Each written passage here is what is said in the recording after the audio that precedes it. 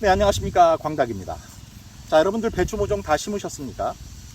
저는 다행히도 모종을 심고 나서 그날 밤부터 비가 한두 차례 와가지고 뿌리가 제법 빨리 자리를 잡은 것 같아요. 지금 이게 3일 됐는데요. 벌써 이파리 색깔이 다르죠. 이걸 흔히 농사 짓는 사람들 표현으로 흙냄새를 맡았다, 이렇게 표현을 합니다. 즉 우리가 밭 만들 때 썼던 그 양분이 이제 이 배추를 키우는데 쓰이고 있다라는 뜻입니다. 그래서 양분 흡수를 해서 이렇게 색깔도 좀 진해지고 잎도 좀 모양이 반듯하게 잡혀 있죠. 자, 그런데요, 이제부터가 이제 본격적인 배추의 이제 재배로 들어간다라고 보시면 되는 거죠. 그래서 제가 이 배추를 재배하면서 여러분들이 꼭 신경 써야 될 굉장히 중요한 조치, 그러나 굉장히 단순하고 간단한 조치를 하나 오늘 말씀드릴 거예요. 그 조치를 통해서 이 배추의 성장 1단계를 잘 극복하셔야 됩니다.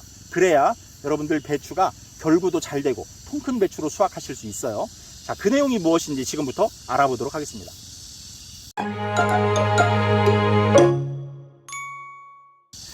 자, 제가 좀 전에 배추의 1단계 성장, 재배 이런 표현을 썼습니다.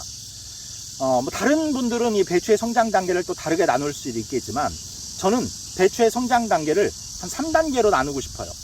1단계는요, 모종을 심고 나서 약 20일 정도, 그리고 2단계는 그 20일로부터 약 20일 정도, 그러니까 총 40일이 지난 거죠. 그 40일로부터 수확기까지가 3단계, 이렇게 보고 있습니다. 1단계는 배추가 뿌리를 내려서 자리를 잡고 가장 배추에게 있어서 중요한 결구라는 것을 준비하는 단계입니다. 물론 2단계도요, 배추의 결구와 관련된 단계예요. 그런데 이 2단계에서부터는 좀 더 구체적이고 직접적인 준비 단계에 들어가는 거기 때문에 제가 그건 좀 따로 떼놓은 거예요. 자, 그리고 3단계는 이제 결구 이후의 관리입니다. 그래서 수확기까지. 그래서 그 단계는 이제 별도로 생각을 하시는 거고요. 어쨌든 제가 시작의 단계인 이 1단계를 오늘 설명드리려고 하는 겁니다. 이 단계가 배추의 운명을 좌우할 수도 있고 품질과 통의 크기를 결정할 수도 있다, 이렇게 말씀을 드렸어요. 그 이유가 뭐냐면 보통 2단계에서 결구라는 걸 하게 되는데 그 결구를 하기 위해서는 이 배추의 잎의 숫자와 잎의 크기가 결정적인 역할을 해요. 절대로 잎의 숫자가 적고 잎의 면적이 넓지 않은데 거기서 통큰 배추 절대로 안 됩니다. 겉잎이 좀 많고 겉잎이 넓게 생겨야 통이 크게 앉아요. 1단계에서 그 잎의 숫자와 크기를 확보하지 못하면 배추 농사 크게 짓기 어려우신 거예요. 그걸 위해서 이 1단계가 결정적으로 중요하다는 겁니다. 자, 그런데요, 이 1단계는 그 잎의 숫자와 잎의 크기가 위협받기 가장 좋은 시기예요. 가장 어린 잎들이 지금 생장점에서 나오고 있는 시기잖아요. 그래서 그게 어떤 외부의 위협으로부터 침해를 받고 공격받기가 가장 쉬운 시기라는 겁니다. 그래서 오늘 그 1단계를 무사히 극복하기 위해서 조치해줘야 될 두 가지 것들을 말씀드리려고 하는 거예요. 그 두 가지 것 중에서 하나는 좀 뜻밖의 것일 수도 있습니다. 하나는 이미 짐작하시는 분들이 있을 거예요. 그 두 가지가 무엇인지 지금부터 알아보도록 하겠습니다. 자, 첫 번째, 좀 뜻밖의 것이다 라고 했던 것부터 말씀을 드려야겠죠. 그 뜻밖의 것은 바로 흙입니다. 배추는 우리가 모종을 처음에 이렇게 심어 놓으면요, 이게 이제 저처럼 모종을 심고 나서 비가 왔다든지 아니면 시간이 경과하면서 이 흙이 밑으로 점점 주저앉습니다. 그 과정에서 모종이 이렇게 점점 내려앉아요. 그러다 보면 이 가운데 생장점이 흙에 어느 정도 묻히는 일이 생겨요. 게다가 저처럼 비까지 맞게 되면 이 묻히는 일이 더 생길 수 있어요. 근데 이게 왜 위협이 되냐면요, 이 흙에는 현재 뭐가 있을지 몰라요. 만약에 퇴비라든지 비료의 어떤 알갱이가 그 흙 속에 있다가 이 생장점 부위에 딱 공교롭게 닿았다 그러면요, 이것들이 분해되는 과정에서 필이 만들어내는 게 있어요. 하나는 열과 하나는 수분 흡수예요. 그러면 이 열이 우리가 만졌을 때 뜨거워 할 정도의 열이 나오는 건 아니지만 그것이 계속 이 잎을 말려 죽일 수도 있습니다. 그리고 만약에 거기에 비료 알갱이라든지 퇴비의 덩어리들이 닿았다 그러면 이것들이 분해되는 과정에서 물을 흡수합니다. 왜냐하면 이 분해를 위해서 반드시 필요한 게 물이거든요. 그래서 그 물을 흡수해 버리는데 이 잎에 남아있는 이 물도 흡수해 버리는 수가 있어요. 그러면 그 잎은 말라 죽습니다. 자, 그러면 이걸 어떤 방법으로 제거해야 되는지 한번 볼게요. 우선 이런 분무기를 준비하시는데 이게 뭐 소형일 수도 있고요. 저기 보시는 것처럼 대형일 수도 있습니다. 모종이 뭐 몇 개 안 된다. 그럼 이제 이런 소형 분무기를 쓰실 수도 있고, 모종이 좀 많다. 그럼 저런 대형 분무기를 써서 좀 서서 편하게 하실 수도 있겠죠.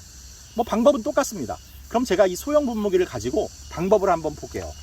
우선 첫 번째로, 이런 분무기를 쓰시기 전에 절대로 손이나 막대기 같은 걸 이용해서 가운데 흙을 이렇게 씻어낸다, 이러시면 안 돼요.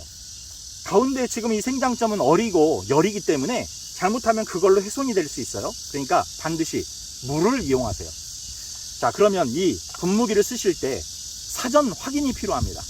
이 앞에 노즐을 가지고 물의 세기라든지 물의 굵기를 결정하시는데요. 이걸 배추가 없는 이런 일반 흙에다가 뿌려보세요. 그래서 너무 센지, 아니면 그 알갱이가 너무 굵은지, 물 입자가 너무 굵은지, 이런 것도 확인하셔서 적절한 그 세기와 적절한 물의 입자를 결정하셔야 돼요. 그래서 가급적 곱게 뿌리시고, 대신 흙이 좀 씻겨나갈 정도의 수압은 만들어 주셔야겠죠. 하지만 배추의 생장점이 훼손될 정도로 세게 분사가 되면 안 됩니다. 그러니까 그런 조절을 하신 다음에 이제 본격적으로 뿌리시면 돼요. 그러니까 먼저 이렇게, 자, 어떻습니까? 뿌려보면 곱죠. 그리고 세기도 적절합니다. 그러면 이제 그걸 생장점 부위에 덮여있는 흙에 대고 이렇게 뿌려주시는 거예요. 보이시죠? 이렇게 뿌리면서 흙을 잘 씻어내 주시는 거예요.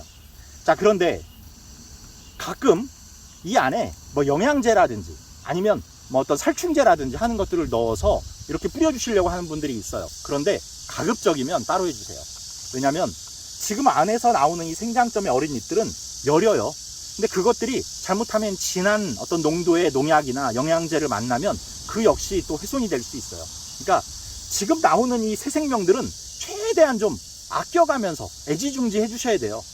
그러니까 가급적이면 그런 농약이라든지 아니면 어떤 영양제라든지 하는 것들은 따로 살포해 주시는 걸 권해드립니다.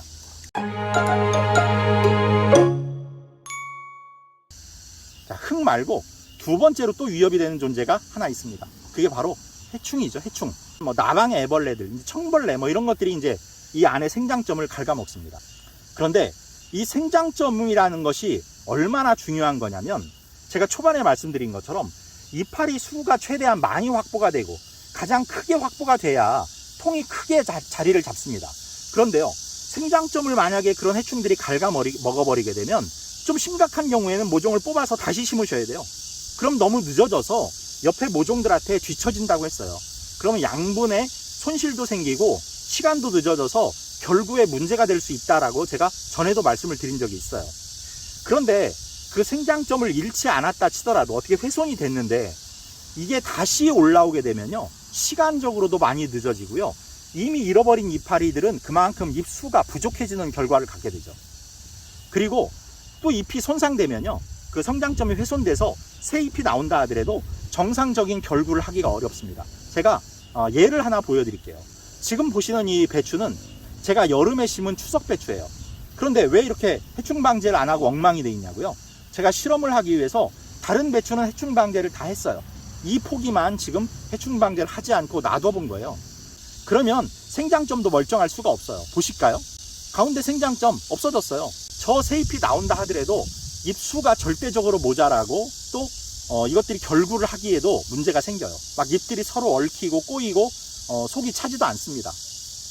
그래서 제가 해충 방제가 중요하다는 거고, 또 하나, 피해를 입고 나서 뒤늦게 해주면 지금 본 배추처럼 되니까 선제적으로 예방적 조치를 해주셔야 된다는 거예요.